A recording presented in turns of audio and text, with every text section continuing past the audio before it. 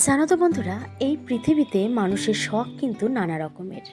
যেমন কারোর রান্না করার শখ থাকে, কারোর আবার ঘোরার শখ থাকে। আমার শখটা কিন্তু একটু অন্যরকম। না, আমি রান্না করতেও ভালো লাগে, আবার ঘুরতেও কিন্তু ভালোবাসি। এবার সবার দ্বারা সব কিছু সব সময় সম্ভব হয় না। রান্না করাটা সম্ভব হলেও ঘোরাঘুরিটা কিন্তু সব সময় সম্ভব হয় না, কারণ ঘুরতে যেতে হলে কিন্তু অর্থের প্রয়োজন হয়, তাই নয় কি বন্ধুরা? আর সব সময় কিন্তু আমাদের সাথ অর্থ দেয় না, তাই না? আর অর্থ যখন সাথ দেয় তখন কিন্তু আমাদের সাথে মানুষ থাকে না যাওয়ার। তবে একটা কথা আমি বলবো, ঘোরার সময় যখন একটা মানুষের, তখন কিন্তু ঘুরতে যাওয়াটা প্রয়োজন। কেন কি, যখন তোমার বয়সটা বেড়ে যাবে তখন কিন্তু সেই ইচ্ছা শক্তিটা থাকবে না। তবে এই যে একটু আগে বললাম, অর্থ কিন্তু সব থেকে বড় একটা জায়গা। কোথাও যাওয়ার জন্যই কি, আর রান্না করার জন্যই কি, সরঞ্জাম কেনার জন্যও তো টাকা পয়সার দরকার হয় না? তো যাই হোক, একটা কথা বলতে গিয়ে আমি কিন্তু অন্য কথায় চলে এলাম। আমার শখটা কিসে জানো? আমার শখ অবশ্যই ঘর গোছানো আর ফুল গাছ লাগানো।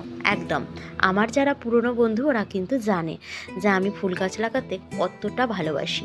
আজকে যারা নতুন আমাকে দেখছো, তারা আমার পেছনের ভিডিওগুলো গিয়ে যদি সময় থাকে দেখলেও দেখতে পারো। তবে এখানে হয়তো তেমন কিছু দেওয়া নেই। সামনে সামনে শীতকাল, কেন শীতকালের ওপর দিয়ে আমরা যাচ্ছি, এখানে কিন্তু অনেক রং বেরঙের ফুল ভরে উঠবে। তখন তোমাদের যেমন দেখতে ভালো লাগবে, আর আমারও কিন্তু দেখতে ততটাই ভালো লাগবে। আমার তোমাদের থেকে একটু বেশি কেন ভালো লাগবে জানো? কারণ আমি ওই জিনিসটাকে ছোট থেকে বড় করছিলাম বা করব, তাই জন্য সেই গাছে যখন একটা ফুল ফুটবে তার কিন্তু ভালোবাসাটাই অন্যরকম, তাই না? আজকে সকাল সকাল আমি কিন্তু ঘরের কাজকর্মগুলো করে নিয়েছি, মানে রান্না বান্না যা করার ছিল করেছি। শুধু একটা পুঁই শাক, হ্যাঁ পুঁই শাক, কুমড়ো দিয়ে আর আলু দিয়ে একটা তরকারি হবে, তো ওটা আমি করতে গেছিলাম। আমার শাশুড়ি মা বললো যে তুমি যাও, আমি করে নেব। তা ওইদিকে যখন মা ওটা করছে, তা আমার তো ছাদে যেতেই হবে। ছাদে গেছিলাম একটুখানি ঝাড় দিতে, কিন্তু ছাদে গিয়ে দেখলাম যে কিছু গাছে এখন শীতকালে আর ফুল হবে না। তো ওই গাছগুলোকে বেকার রেখে দিয়ে কোনো লাভ নেই, তাই জন্য কিন্তু ওই গাছগুলোকে আমি কেটে দিচ্ছি। আছে নাক চাপা, আছে জবা, আর আছে আরেকটা কি, ও যেটাকে করবী ফুল বলে, সেটা সাদা করবী। ওটার মধ্যেও আর ফুল ফুটবে না বলে আমার মনে হয়, তাই জন্য কিন্তু আমি কেটে দিয়েছি। তো আমি কাজ করতে করতে আমার শাশুড়ি মা কিন্তু আবার এসেছিল আমার জন্য 1 কাপ চা আর ওনার জন্য 1 কাপ চা নিয়ে। তো ভালোই হলো। আর এই রোদটা কিন্তু বেশ ভালো লাগে, খুব চড়া রোদও না, মানে যেটাকে বলা হয় মিঠেল রোদ, দারুণ লাগে। আর আমি কিন্তু তাই জন্য ওখানে একটুখানি চাও খেয়ে নিলাম। চায়ের নেশা মনে হয় আমাকে ধরছে অল্প অল্প করে। তো সকালবেলা উঠে আমি কিছুতেই দুধ চা আমার খেতে ভালো লাগে না। আমার লিকার চাটাই আমি খাই সকালবেলা ঘুম থেকে উঠে। তারপরে এই টাইমটা, মানে এই 12টার আগে মা যখন স্কুল থেকে আসে তখন 1 কাপ করে চা খায়। তখন কোনো দিন আমিও খাই, কোনো দিন উনিও খায়। তো গাছগুলো দেখছো আমি ঝাড় দিলাম, গাছ না ছাদটাকে ঝাড় দিলাম, ঝাড় দিয়ে তারপর আবার কিছু কাজ করলাম। কাজ বলতে ডাল কাটলাম, গাছে জলও দিয়ে নিয়েছি, দেখতেই পাচ্ছ। এখনও বাকি আছে, তো সব তো আর একবারে দেখানো যায় না। আর দেখো এই যে কুড়িগুলো ফুটেছে, এই কুড়িগুলো কিন্তু একদম লাল রঙের দেখাচ্ছে এখানে, কিন্তু ফুলটা ফুটবে অরেঞ্জ কালারের, খুব ভালো লাগে জানো তো। আমার কাজ কিন্তু এখনো শেষ হয়নি, আমি তার মাঝে আমার বাগানের কিছু ফুল তোমাদের সাথে শেয়ার করছি। কিছু ফুল বলতে ওই জবা ফুলটা আর এই বুগেনভেলিয়াটাই আমি শেয়ার করছি, কারণ এখনো ফুল তেমন ফোটেনি। সকালবেলা অনেক ফুল তোলা হয়ে গেছে এখান থেকে।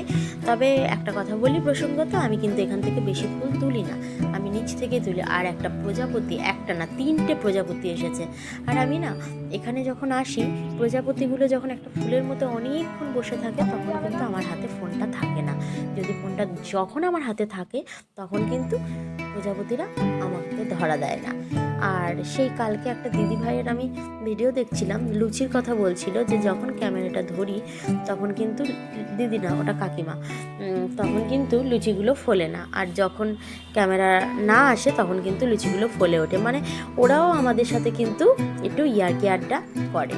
আর এদিকে দেখো গোলাপ গাছটা কিন্তু হেভি চকচক করছে, মানে প্রত্যেকটা ডগায় ডগায় ও কিন্তু কুড়ি দেবে, তাই জন্য কিন্তু এতটা সুন্দর। আর যেই ফুলগুলো ফুটে গেছে ওই ফুলগুলোর ওই বৃত্তগুলো আর না রাখাই ভালো, ওগুলোকে কেটে দিলে ভালো হয়, এটাই শুনেছি। আজকে আমি সারাটা ছাদ দিইনি, মানে আমি যে রুমটার মধ্যে থাকি সেই রুমের ওপরে যে একটা রুম দেখতেই পাচ্ছ আমার পেছনে, এখানে যেহেতু ফটোটা ভালো বোঝা যাচ্ছে না, আমি কিন্তু পুরো ছাদটা পরিষ্কার করে এই বালতির মধ্যে পুরো নোংরাগুলোকে তুলে নিচ্ছি। এগুলো নোংরা না, এগুলো মাটি আর পাতা, শুকনো পাতা, এগুলো দিয়ে কিন্তু সার তৈরি করা হয়। আবার কোথায় রাখবো, কোথায় জমাট বেঁধে থাকবে, আমার কাছে এখানে বস্তা নেই, বস্তা একদম নিচে আছে সিমেন্টের বস্তাগুলো, ওইগুলো যদি নিয়ে আসতাম কী হতো জানো, পাতা পচা সারও কিন্তু আমি করতে পারতাম ওই বস্তার মধ্যে পাতাগুলো ভরে। এই যে একটু আগে বললাম যে সব জায়গায় জল দেওয়া হয়নি, এই জায়গাগুলোর মধ্যে কিন্তু জল দেওয়া হয়নি। আসলে সব দিকে তো সমানভাবে জল দেওয়া হয় না সব সময়, ওই দিকটা দিয়ে তোমাদেরকে দেখিয়ে নিয়েছিলাম। আর এই যে এই গাছগুলোতে দিয়ে নিচ্ছি, কিচ্ছু হয় না, দুপুরের রোদে আমি সবসময়ই জল দিই। এর থেকে যখন বেশি রোদ ছিল তখনও কিন্তু আমি জল দিতাম এই টাইমে, কারণ ছাদে এসে যখন দেখতাম যে গাছগুলো ঝিমিয়ে গেছে তখন যেন আমার আর ভালো লাগতো না। কিন্তু ওই জলটা দেওয়া নাকি একদমই খারাপ, কারণ পুরো গরমের মধ্যে যদি গাছের গোড়া জল পায় তাহলে কিন্তু পচে যাওয়ার সম্ভাবনা থাকে।